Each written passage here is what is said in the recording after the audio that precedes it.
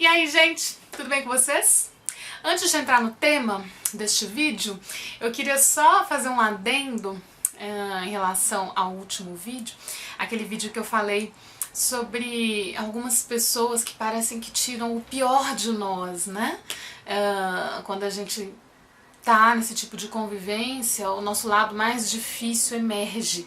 E como pode ser interessante entrar em contato com esses nossos aspectos que ficam adormecidos, né? Não sei que gesto foi esse, mas que ficam adormecidos e vem à tona nessas convivências, né? Que não é agradável, enfim, mas que a gente pode aprender, beleza. Aí, resumidamente, aí eu tava lendo essa semana esse livro aqui, Hospício é Deus, da Maura Lopes Cansado, que eu super indica, é um livro maravilhoso. A Maura, ela ficou internada por muitos anos em clínicas psiquiátricas de Belo Horizonte, depois do Rio de Janeiro, acabou cometendo um crime psiquiátrico, mas ela, de modo algum, é definida por esse crime.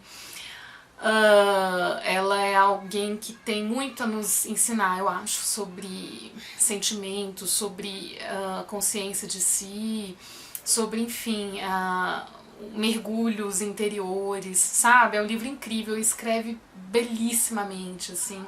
É um livro muito bem escrito, é uma aula de escrita, tenho falado disso desse livro, nos meus cursos de escrita. Aliás, esse vídeo está um pouco desorganizado, porque eu ia começar com um aviso e esqueci, mas vai agora.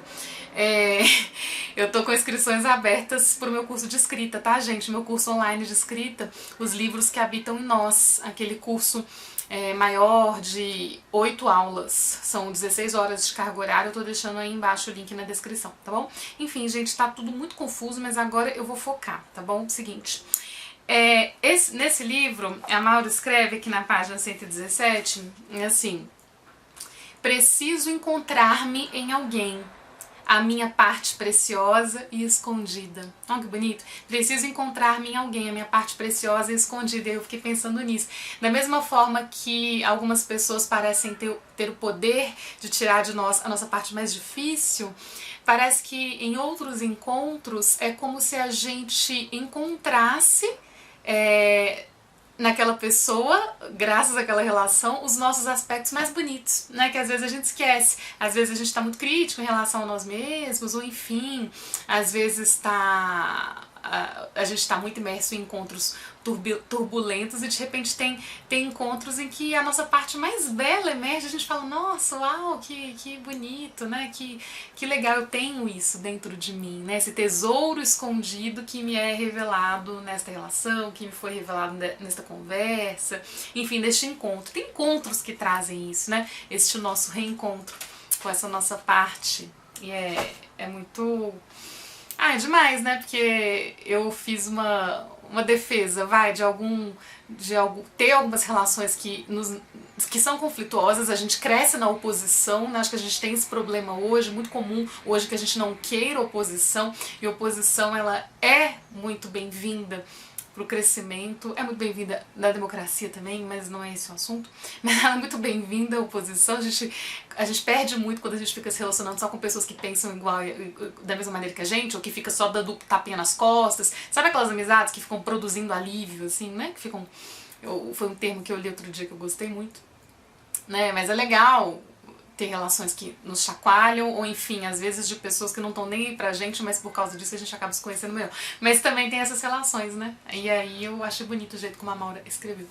Bom, hoje eu queria falar um pouco sobre uma frase que eu postei outro dia, lá no Insta, que foi sobre planos, né? A delícia de planejar sem morar nos planos. Então, assim, os planos como esse lugar no qual a gente passeia, mas a gente não mora. Morar, a gente mora no instante, no agora.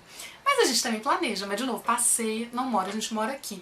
E aí várias pessoas comentaram, falando, compartilhando essa dificuldade de fazer planos e não morar nos planos, morar no instante, né? Ou seja, você faz planos e aquilo acaba tomando um espaço muito grande no seu dia, não só na hora que você está planejando, tá lá com o seu caderno, anotando, ou tá pensando um pouquinho, mas ocupa uma parte muito grande, não só na hora que você tá planejando, assim, na hora que você tá vivendo. Era pra você, enfim, você tá vendo um filme e vem, você tá conversando com alguém e vem, quando você vê, ou então quando você olha pro seu dia, você fica não acho interessante. O interessante é o depois. O interessante é o amanhã. E obviamente a gente sabe que plano pode dar certo ou pode não dar, né? Pode acontecer tudo de acordo com o nosso plano, pode não acontecer. Então uma vida na aposta, né, de um futuro melhor, né, uma vida nesse porvir, é uma espécie de vida assim, menos vitalizante, né? Ela tem algo de desvitalizante essa vida, porque se a gente perde o nosso foco no instante, que é o que a gente tem, né? A gente perde a conexão com a nossa vida. E isso é muito complicado. Então, assim, mas também é uma delícia planejar. Acho que, enfim, justamente algum plano, acho que tem a ver justamente com a gente ter essa vitalidade, né? A gente tá se dedicando a construções que nos importam, que fazem sentido para nós, né? A gente está apostando, a gente está curtindo aqui, ou enfim, não está curtindo, mas a gente está apostando que pode melhorar e fazendo, né, o que a gente pode para que isso aconteça. Isso é muito bonito. Mas, de novo, o problema é ser engolido por isso, né? Eu lembro de uma frase do Montesquieu, que eu cito no Mundo que Habita em Nós, agora eu esqueci, meu próprio livro, se eu citei. Mas o problema não é ter ambições, né? O problema é ser devorado por essas ambições, né? O homem não é infeliz por ter ambições, ele é infeliz por ser devorado por elas. E eu fiquei pensando nisso. Tem a ver com fantasia também, né? Sabe? Você fica devaneando de vez em quando, mas de repente é sugado por esse devaneio. Tudo que nos tira, né? O plano pode servir como uma fuga. E eu acho que talvez esse seja o problema. Né? O plano não como um encontro para outra vida, né? No futuro, né? Enfim, o plano não como um encontro de possibilidades, mas como um desencontro com a vida de hoje, com o instante, né? O plano aí vai entrar então não como um encontro, mas como uma fuga e vai esvaziar nossa vida do instante, né? Vai esvaziar nossa vida de vida. Acho que é fácil a gente observar isso. A gente percebe quando a gente só tá encontrando graça nos planos, né? Teve uma vez que eu tava num relacionamento e eu tava muito na chave do devaneio, em inglês, no daydreaming, né? No sonhar acordado. Eu tava sonhando com outras coisas. E eu tava muito, assim, nessas fantasias. E aí eu fiz um teste comigo, um desafio. Eu falei, olha, eu tava muito no celular também. O celular tava muito como fuga. O celular, de novo, pode ser encontro, pode ser fuga, né? Eu tava muito no celular. E aí eu fiz um desafio pra mim. Eu propus um desafio pra mim. Eu falei, olha, nesse final de semana eu não vou ficar no celular. Eu vou ficar aqui nesse relacionamento com toda a atenção. Vou escutar, vou ficar ali. E eu não consegui. Gente, foi ridículo. Tipo, 6 horas depois eu dei um jeito de arranjar uma piscina e nadei 800 metros e fazia muitos anos que eu não nadava. Então, isso me mostrou que eu não queria de fato ficar ali, que a minha única possibilidade de ficar ali era justamente se eu ficasse fantasiando. Então, assim, a fantasia, ela me mostrava o quão difícil era pra mim tá ali. E aí eu tentei não julgar, eu devia estar feliz aqui, não é isso, eu não acho que ajuda.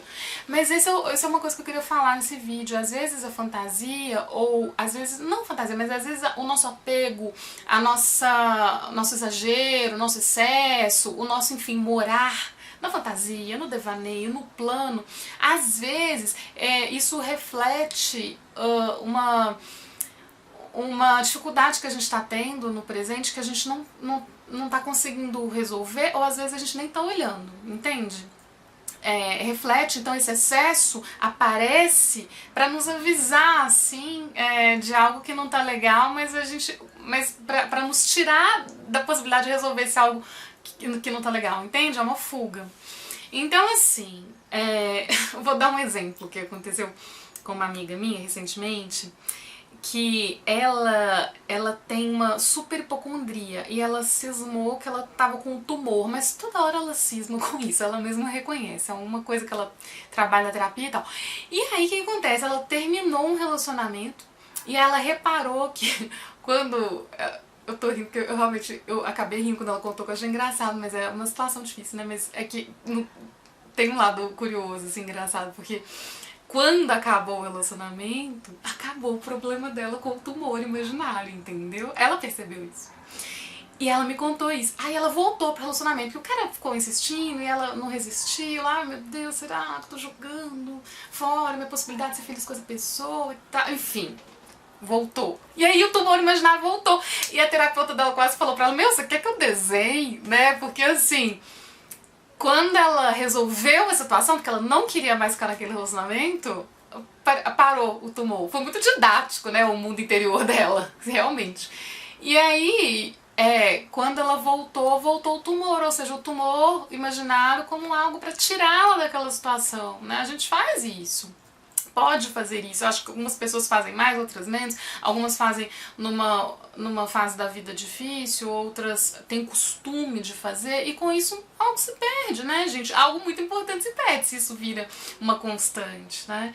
E se perde a conexão com a vida, e como é que você vai achar a vida interessante se você nem tá conectado, você nem tá vendo, você nem tá solucionando, você não tá resolvendo as coisas que você quer resolver, você tá deixando desassistidas aí as suas necessidades mais prementes, você tá, enfim, né, desistindo de se relacionar aqui com o mundo concreto, que é muito difícil mesmo, né? Tem aquela frase do Woody Allen que eu acho maravilhosa: a realidade é difícil, é complicada, mas ainda é o único lugar onde a gente pode comer uma boa comida chinesa.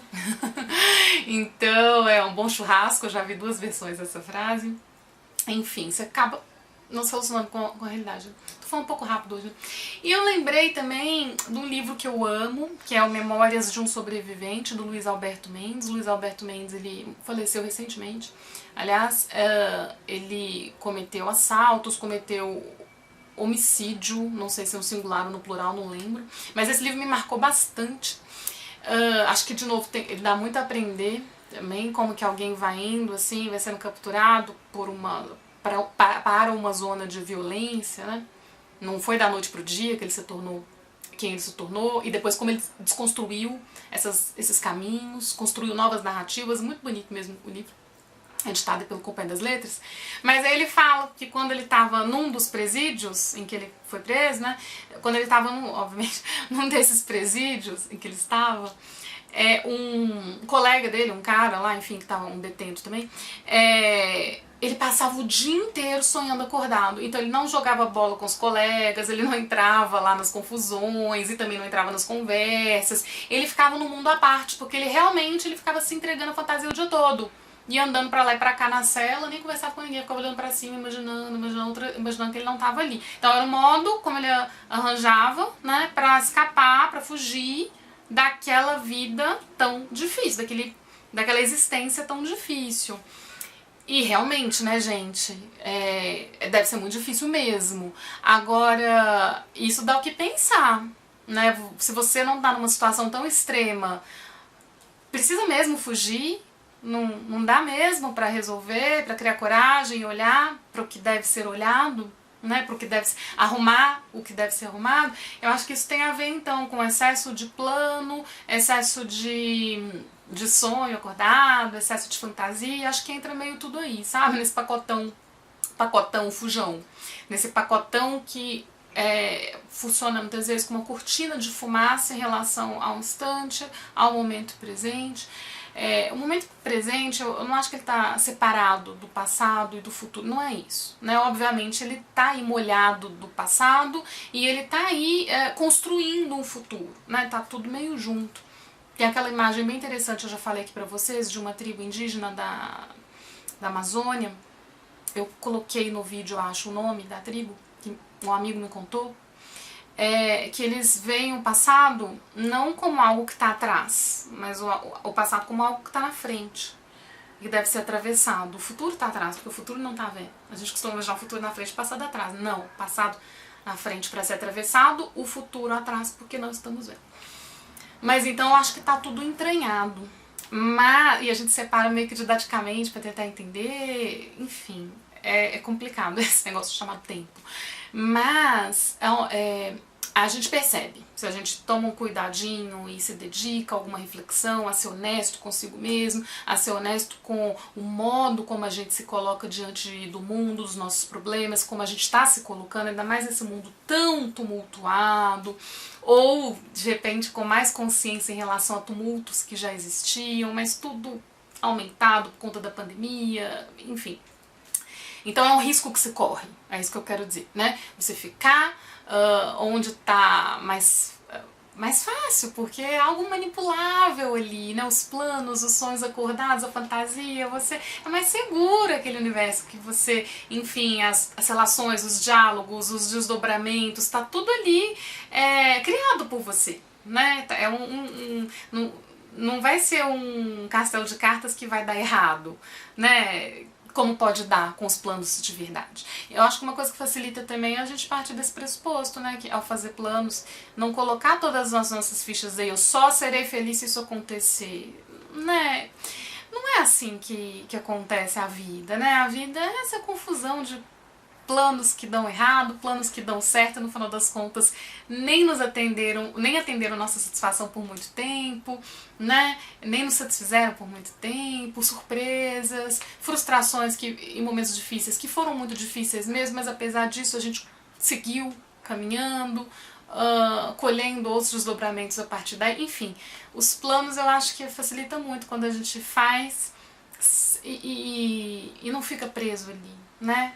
Não fica preso, não fica dependendo daquilo. Então, se o plano ele tá tampando o olhar, ele não é só um plano, ele é uma fuga, ele é, enfim, algo que nos murcha, né? Que tira a nossa vitalidade, né? É uma ilusão, né? Agora, se não, se é um plano, acaba o plano de planejar, né? Pensa nisso, fica feliz, mas tá feliz ali com algo presente também? Tá? Feliz é uma palavra estranha, né? Mas enfim, tá se alegrando, e tá se entristecendo, e tá brigando quando tem que brigar, tá com raiva quando tá sentindo raiva, e tá bem quando tá tudo bem, sabe? Então tá tudo mais calibrado, né?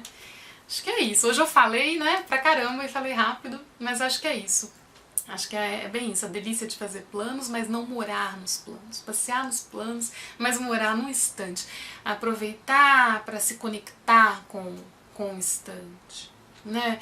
Para, enfim, ouvir o barulho da chuva, ouvir uma música quando você está ouvindo uma música, né? Prestando atenção à narrativa da música, prestando atenção ao filme, prestando atenção à pessoa que está diante de você, né? Prestando atenção quando você está cozinhando, enfim, vendo o que não está legal também, né? Vendo a beleza e a tristeza do mundo, da vida, de si, do outro, né? Acho que é isso. Contem aí como é que é esse assunto pra vocês, como é que vocês veem esse tema. Vai ser legal ler. Até a próxima. Tchau, gente.